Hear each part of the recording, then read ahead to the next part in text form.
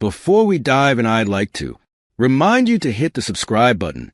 Currently, only 0.7% of my viewers are subscribed. Once we hit 1,000 subscribers, I'll release an exclusive special video just for you. Luke Matthews was no stranger to the bustling rhythm of suburban life. As a local traffic officer in the serene Greenfield community, he had seen it all. The morning rush, the distracted drivers, the occasional parking violation, but nothing prepared him for the strange encounter that would unravel his daily routine. Luke's small corner of the world was the kind of neighborhood people dream of. Tree-lined streets, meticulously trimmed lawns, and grand homes that stood like timeless sentinels. It was a place where rules mattered a little too much, some would argue, but everything seemed to work well. Until now. A typical day for Luke involved patrolling the streets, issuing parking tickets when necessary, and maintaining order. It was a job he had grown fond of. Even though most of the time, he was just another face behind a badge, regulating a smooth, seemingly perfect existence. But there was something about this neighborhood that always felt just a bit too pristine, like a picture someone had tried to frame perfectly but had forgotten to add a human touch. And it wasn't long before that flaw became apparent. After another uneventful patrol, Luke arrived at his home, ready to unwind. He parked his car in his own driveway, as he always did, and walked up to his front door. But as his gaze drifted to the windshield of his vehicle, something caught his eye. A bright yellow ticket. He frowned, his thoughts instantly going into professional mode. Was this a mix-up? Was this one of his fellow officers pulling a prank? With a sigh, he grabbed the ticket and unfolded it. The violation was listed as improper parking, but that didn't make sense. His car was parked in his own driveway, right where it had always been. There was no reason for this ticket, not unless something had changed.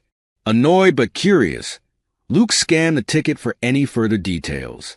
It noted that the fine was being enforced by the Greenfield Homeowners Association, HOA. That was odd. He had worked here long enough to know that the HOA usually left traffic-related matters to the actual traffic officers. Still, it was a small issue. Maybe he had missed a new regulation. Luke's immediate thought was to brush it off, until a car pulled into his driveway, its tires crunching the gravel as it came to a halt. The man who stepped out had a stiff posture, wearing a crisp polo shirt with a logo embroidered on the chest. Greenfield HOA. Compliance officer. He was tall, with a square jaw and a look in his eyes that screamed authority, or at least he thought it did. "Good evening, Mr. Matthews," the man said with an air of forced professionalism. "I'm Harold Benton. I'm here to issue you a citation for improper parking." Luke blinked. "Excuse me?" Harold adjusted his glasses, his tone not leaving room for any doubts. "Your vehicle is parked improperly according to the new HOA regulations. You've been fined." Luke's eyes narrowed. "I'm sorry, but I live here. This is my driveway, and I've always parked my car here. This ticket doesn't make sense." Harold's expression didn't change. "The HOA's parking policy was recently updated. You're in violation of Section 5, subsection C. I'm here to ensure compliance." Luke was trying hard to suppress a laugh. He was a traffic officer, someone who dealt with these issues day in and day out, and here he was, standing in his own driveway, receiving a citation from some HOA representative who clearly didn't know the first thing about parking regulations. "You're kidding, right?" Luke couldn't resist asking. "You're the one giving me a parking ticket?" Harold tilted his chin upward, his posture straighter now. "I have been appointed to enforce HOA rules regarding property aesthetics and parking protocols." Luke fought the urge to smirk. "Aesthetics? My driveway? This is my home, and I'll park wherever I please, Harold." Harold didn't back down. "I'm just following protocol. The HOA is serious about maintaining the community's standards." At that, Luke's amusement started to fade. Harold didn't seem to be joking. He was dead serious about this absurd citation, and that made Luke wonder, how far had the HOA gone to enforce their rules? Luke sighed deeply, deciding that this was ridiculous. "I'm not paying this ticket. he declared, folding the citation back in half. Harold made a few notes on his clipboard, completely unfazed by Luke's resistance. "That's your prerogative, Mr. Matthews, but if you don't pay the fine, further action will be taken." Luke shook his head in disbelief. "Really? You're threatening me with fines for parking in my own driveway? You can't be serious." Harold gave a stiff nod. "I'm simply doing my job, sir." As Harold walked back to his car, Luke stood there, fuming and trying to make sense of the situation. The absurdity of it all was overwhelming. Luke had dealt with disgruntled residents before, with angry drivers and frustrated neighbors, but this was new. He had never expected that one of the most intrusive forces in the community would come for him, of all people. The very idea that an HOA compliance officer could fine him for something as basic as parking was beyond ridiculous. Luke took a deep breath. "Well, this just got interesting," he muttered under his breath, a wry smile slowly curling at the edges of his lips. And so, as the sun dipped below the horizon, Luke Matthews knew that this would be no ordinary dispute. What started as a simple parking ticket was about to turn into something much larger and far more entertaining. It was a day in the life of an officer, but it would soon become a story about a battle for control, fairness, and a whole lot of bureaucracy. The days that followed the unexpected parking ticket felt like an exercise in absurdity to Luke. He couldn't shake the feeling that the situation with Harold and the HOA in general was a bizarre misunderstanding. The more he thought about it, the more he realized that this wasn't just some small hiccup. It was a symptom of something much larger at play. The HOA had a tight grip on Greenfield, and it wasn't just about parking anymore. Luke's usual quiet life had been disturbed by something far more insidious than a few fines. Luke spent the next several evenings combing through the HOA's bylaws, reviewing every inch of the fine print. As he did, the more questions he had. The parking violations were just one part of a broader, more convoluted system of rules that the HOA had put in place. There were regulations about lawn height, tree pruning, mailbox designs, even the color of house paint. But it wasn't just the absurdity of the rules that struck Luke. It was how aggressively they were being enforced now. He could hardly believe the changes that had slipped past his radar. The HOA had recently updated their property management and aesthetic improvement guidelines. Among the revisions, there was now a specific clause stating that no vehicle could be parked in the driveway for more than 12 hours unless it had been approved by the HOA. What had once been a relaxed neighborhood with residents respecting each other's space had turned into a battleground of petty regulations and hidden agendas. Luke felt his irritation build as he read through the new rules. The guidelines also indicated that the HOA now had the right to conduct surprise inspections to ensure compliance with the new parking laws. He could already see the underlying problem. These changes weren't meant to improve the community. They were designed to control it. But as frustrating as this discovery was, Luke needed more information.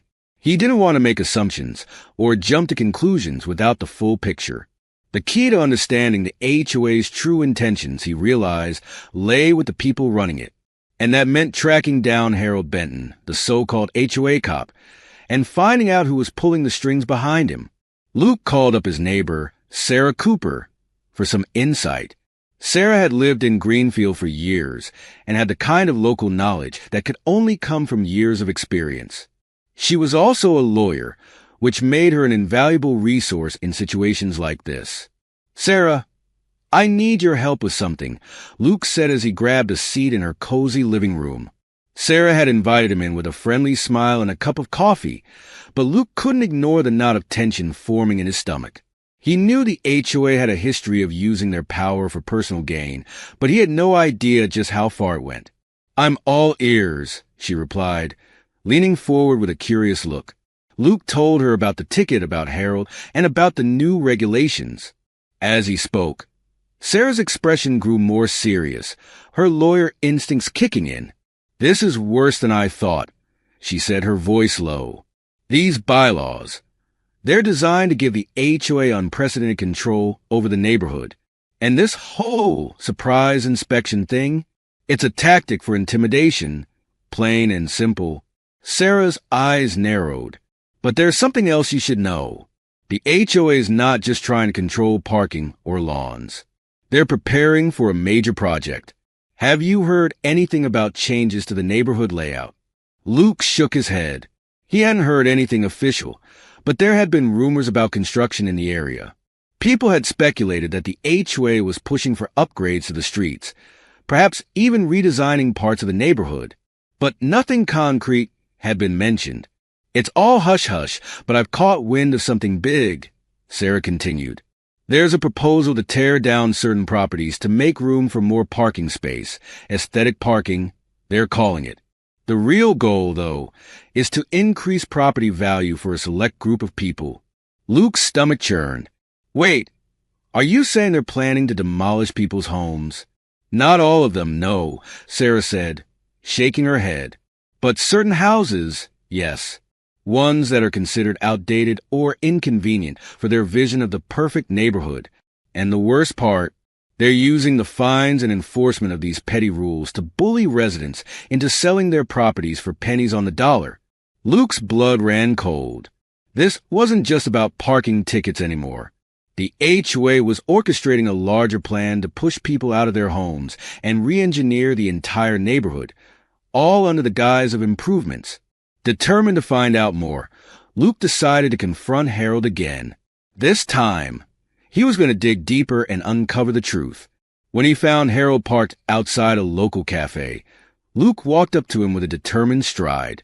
Harold, Luke said, his tone more serious than before. I need to know what the HOA is really up to. What's this big project? Why are all these fines suddenly being handed out? And don't tell me it's just about parking. Harold hesitated for a moment, glancing around nervously as if checking to see if anyone was listening.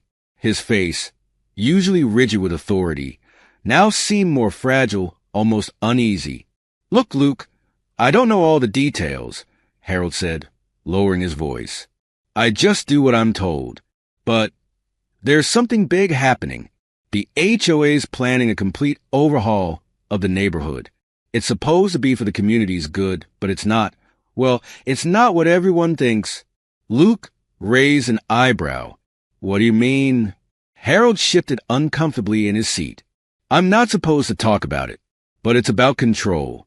They're buying up properties, putting pressure on homeowners to sell.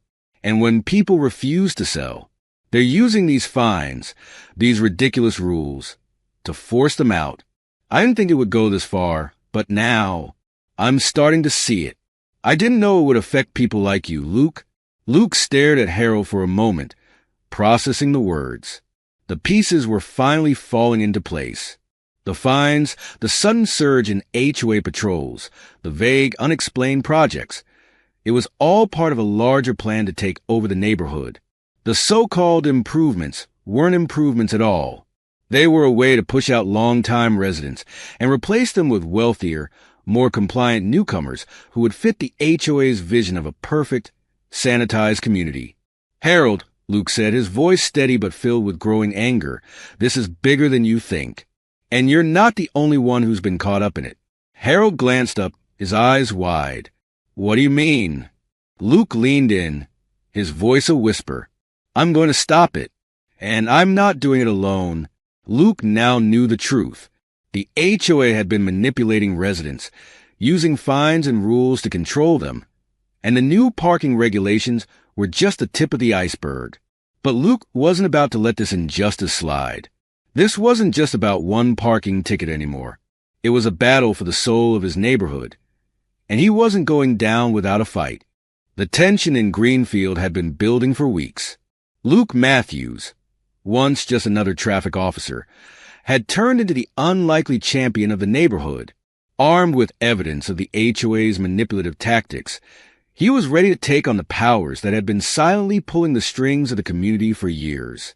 But he knew it wouldn't be easy. Evelyn Hawthorne, the president of the HOA, was a formidable opponent, smart, resourceful, and accustomed to getting her way. Luke's first step was to rally the residents. He knew that most of them, though frustrated by the increasing fines and the looming changes, didn't yet understand the full scope of the HOA's plan. He had to make them see what was really at stake: their homes, their freedom, and the future of Greenfield. The community meeting was scheduled for a Wednesday evening, and Luke arrived early to make sure everything was in place. The room buzzed with a nervous energy as more and more neighbors trickled in, curious to hear what Luke had uncovered. The HOA had been quiet about the project, but people were beginning to get restless. Luke could feel the tension in the air, but he was determined to set things straight. As the meeting began, Evelyn Hawthorne took her seat at the front, her usual poise and authority on full display. She addressed the crowd with her trademark charm, speaking of community improvements and necessary changes to make Greenfield an even better place to live. The crowd seemed placated at first, but Luke wasn't fooled. He stood at the back of the room, his eyes scanning the faces in the crowd, many of them frustrated, unsure of who to trust. It was his moment. "Excuse me, Evelyn," Luke called out, his voice cutting through the room. "I think we need to talk about what's really going on here." A murmur rippled through the crowd. Evelyn's eyes narrowed, her smile not quite reaching her eyes. "What do you mean, Officer Matthews? Is there something you'd like to add?" Luke stepped forward, his calm demeanor contrasting with the rising tension in the room. "I've been doing some digging. I've spoken to residents, reviewed the bylaws, and gathered some information. And what I've discovered is shocking." He paused for effect, looking directly at Evelyn. "The HOA isn't just enforcing parking tickets or making small changes. You've been forcing people out of their homes using fines, surprise inspections, and a project that's going to tear down properties to make way for your vision." Evelyn's calm exterior faltered for a split second, and Luke seized the opportunity. "It's a scheme, Evelyn. You're using the HOA to push out longtime residents and sell the properties to developers, all under the guise of neighborhood improvement. And you've been using people like Harold Benton to enforce your agenda." The room fell silent as the crowd processed his words. Evelyn's face reddened, her grip tightening on the podium. "This is preposterous," she snapped, her voice barely contained. "These changes are for the betterment of the community. People just don't understand." Luke raised his hand to stop her. "No, Evelyn. It's not about betterment. It's about control. And it's about profit. The homeowners here aren't going to stand for it anymore." As he spoke, Luke gestured to the other residents who had gathered in the room. "These people aren't your pawns. They're not going to be pushed out of their homes just so you can make a quick buck. We've had enough of the fines, the rules, the manipulation." At that moment, something unexpected happened. Harold Benton, who had been standing at the back, stepped forward. His posture was different, less rigid, more uncertain. He looked at the crowd, then back at Evelyn, and finally he spoke up. I didn't know it was this bad," he said, his voice low. "I thought I was just doing my job, but now I see what this is really about." Evelyn shot him a venomous look, but Harold didn't flinch. "I'm done being your enforcer. I can't keep doing this." Luke's heart skipped a beat. This was the turning point. Harold had just turned on Evelyn, something no one had expected. The crowd erupted into murmurs of disbelief, and some people even applauded. The shift in power was palpable. Evelyn, realizing her carefully constructed facade was crumbling, tried to regain control. "You all don't know what's best for this community," she shouted, but her voice lacked the usual authority. "I've been doing what's necessary to keep this place respectable. You'll see, in time, that this is for the greater good." But Luke wasn't about to let her hijack the meeting. He turned to the residents, his voice steady and unwavering. "You've been lied to, manipulated, and bullied for far too long. But it ends tonight." He then pulled out the documents he had been collecting, bylaws, financial records, and emails between the HOA board members, all pointing to the truth behind the project. "This isn't about improvement," Luke continued. "It's about profit, and I've got everything here to prove it." Evelyn's face twisted in fury, but there was no denying it anymore. The evidence was too overwhelming. The residents, now fully aware of what was happening, began to stand up one by one, speaking out against the HOA's tactics. The tide had turned. By the end of the meeting, Evelyn was defeated. The residents had gathered enough signatures to petition for a recall of her presidency, and the HOA's shady plans were now out in the open. But the victory wasn't just about getting rid of Evelyn. It was about reclaiming the community. Luke had sparked a movement that would ensure no one would be taken advantage of again. The next morning, as the sun rose over Greenfield, things felt different. Luke walked through the neighborhood with a new sense of purpose. He had fought for something bigger than himself. He had fought for the people he had sworn to protect. And they had won. But the victory wasn't just his. It belonged to everyone in Greenfield, from the residents who had stood by him to Harold, who had found the courage to speak out against the very system he had once served. In the weeks that followed, Greenfield began to heal. The recall election for Evelyn was a success, and the community was able to appoint a new HOA president, one who understood the importance of balance, fairness, and transparency.